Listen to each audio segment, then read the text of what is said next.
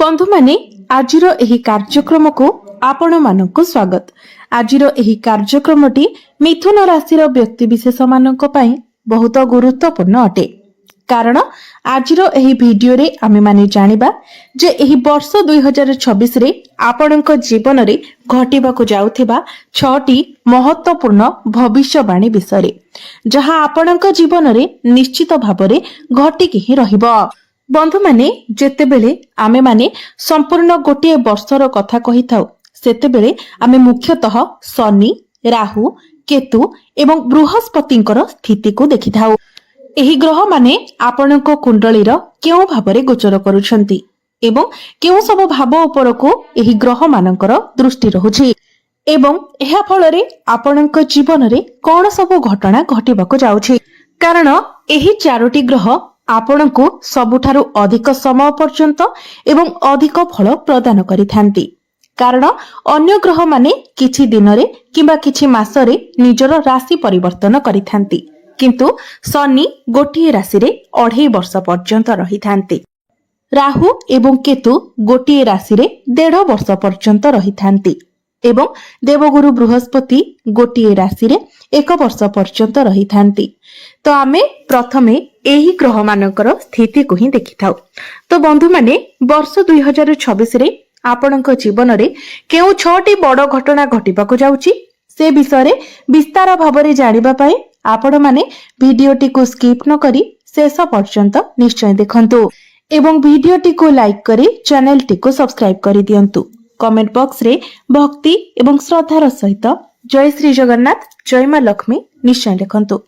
तो बंधु माने आजिर एही कार्यक्रमटी आपणकर जन्म राशि एवं चंद्र राशि उपरे आधारित अटे।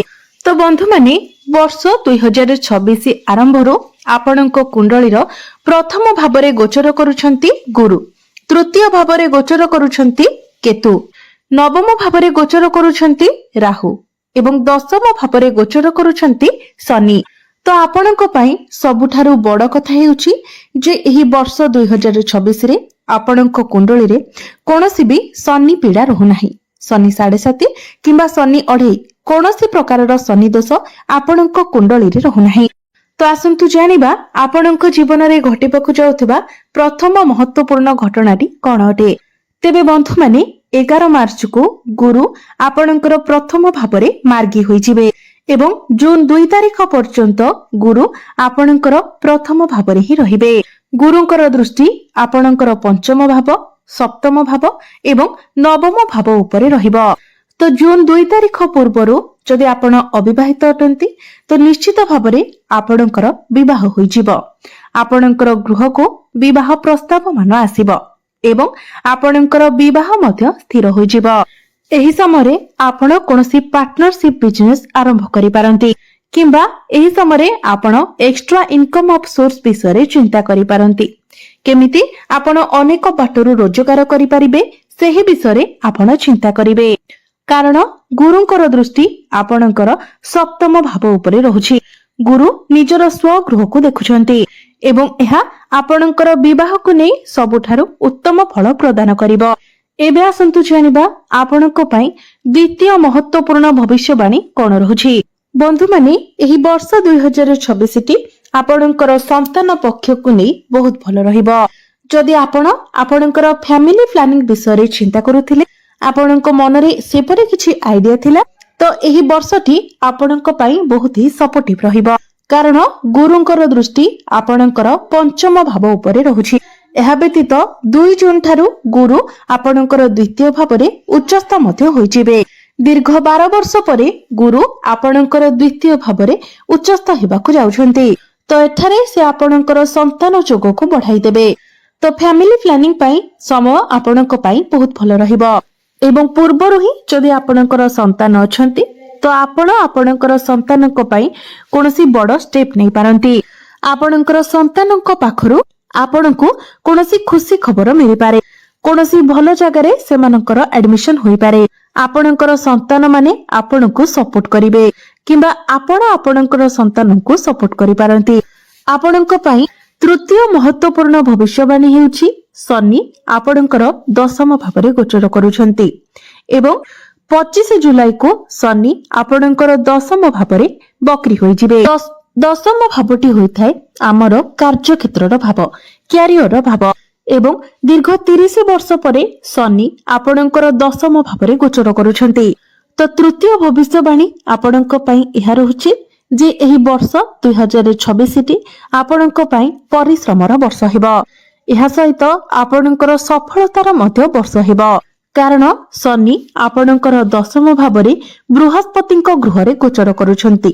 बृहस्पति हेउछंती ज्ञानर कारक ग्रह, जहा फଳରେ आपण निजर ज्ञान द्वारा, निजर टैलेंट द्वारा, निजर परिश्रम द्वारा, निजर सचोटता द्वारा आपण बहुत अधिक सफलता हासिल करि पारिबे। आपण निजर काम रे आगको बढ़िबे, कारण शनि हेउछंती आपणकर भाग्य भावर अधिपति, अर्थात आपणकर भाग्यर कनेक्शन आपणकर कर्म भाव सहित रहिबो, जहा फଳରେ कार्य क्षेत्र रे आपणको आपणकर भाग्यर साथ मिलिबो एवं आपण आपणकर भाग्य एवं परिश्रम बल रे बहुत अधिक सफलता मध्य हासिल करि पारिबे। एबे आसंतु जानिबा आपणक पई चतुर्थ महत्वपूर्ण भविष्यवाणी कोन रहिछि। तो मिथुन राशि पई वर्ष 2026 केतु आपणकर तृतीय भाव रे गोचर करूछंती एवं राहु आपणकर नवम भाव रे गोचर करूछंती। सबुठारु बड़ कथा हेउछि वर्ष सारा केतु एवं राहु सेही स्थान रे ही रहिबे, कारण 5 डिसेंबर को जाई केतु निजर राशि परिवर्तन करिवे एवं राहु मध्य निजर राशि परिवर्तन करिवे।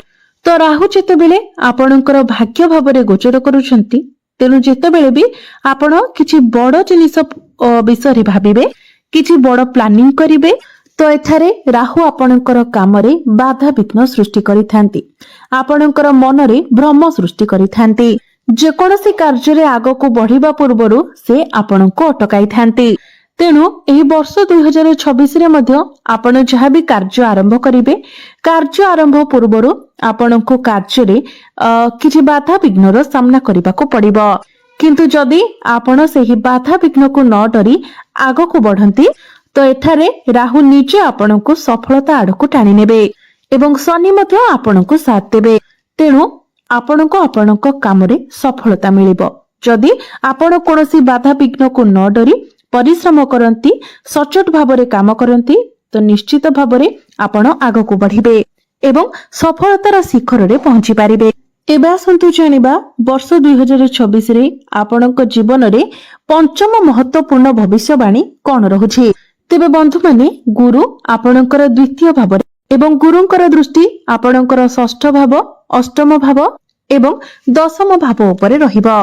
तो एही वर्ष 2026 रे आपण किछि लोन नै पारंती, कोनोसी कंपटीशन रे आपण पार्टिसिपेट करि पारंती, कोनोसी जिम रे आपण जॉइन करि पारंती, जोग करि पारंती। जदि आपण ए सब न करूछंती तो आपणकर शत्रु संख्या बढ़ी जिवो। आपणको उपरे आपणकर शत्रु माने आपणको विभिन्न दिगरु क्षति पहुंचाइबाकू चेष्टा करिवे, कारण आपणकर षष्ठ भावटी एक्टिव होई जिवो। षष्ठ भावटी हेउची रोग, ऋण एवं शत्रुर भाव। तेनु एहाटारु अधिक भलो हेबो जे आपण आपणकर उन्नति पई कोनोसी लोन नियंतु, कोनोसी कंपटीशन रे आपण पार्टिसिपेट करंतु, जिम रे जॉइन करंतु किंबा जोग, व्यायाम, प्राणायाम इसबो करंतु। बंधु माने जून 2 तारिख ठारू जेतेबेले गुरुंकर दृष्टि आपणकर दशम भाव उपरकू रहिबो, तो आपण आपणकर कार्य क्षेत्र रे बहुत भलो परिवर्तन देखिबाको पाइबे। आपणकर काम करिबार शैली रे परिवर्तन आसीबो, आपणकर मैनेजमेंट स्किल बढ़िबो, कम्युनिकेशन स्किल बहुत भलो रहिबो, आपणकर परिवार सहित मध्य आपणकर बॉन्डिंग बहुत भलो रहिबो। एबे आसंतु जानिबा वर्ष 2026 रे आपणक जीवन रे घटिबाको थिबा षष्ठ महत्वपूर्ण भविष्यवाणी विषय। बंधु माने राहुंकर दृष्टि आपणकर नवम भाव उपरे रहुछि एवं राहुंकर दृष्टि आपणकर पंचम भाव उपरे रहुछि एवं शनि आपणकर केंद्र रे गोचर करूछन्ते। तो आपण जेते पारिबे निजर बाणी उपरे नियंत्रण रखंतु। विशेष करी जून मास पूर्वरु आपणको आपणकर प्रेम जीवन उपरे विशेष ध्यान रखिबार अछि। आपणकर निजर बाणी उपरे नियंत्रण रखिबार अछि। जहाँ भी आपण कहउछंती ता पूर्वरु आपण बहुत भलो भाबरे भाबी चिंती कथा कहिबा उचित। किंतु विद्यार्थी मानक पई एही वर्ष 2026 बहुत भलो रहिबो। କାରଣ ଗୁରୁ ଆପଣଙ୍କ କୁଣ୍ଡଳୀରେ ଉଚ୍ଚସ୍ଥ ହୋଇଯିବେ। ତ ଆପଣଙ୍କ ମଧ୍ୟରେ ବୁଦ୍ଧିମତା ବଢିବ। ଯଦି ଆପଣ ଉଚ୍ଚ ଶିକ୍ଷା କରିବା ପାଇଁ ଚାହୁଁଥିଲେ ତ ସେଥିରେ ମଧ୍ୟ ଆପଣଙ୍କୁ ସୁଫଳ ମିଳିବ।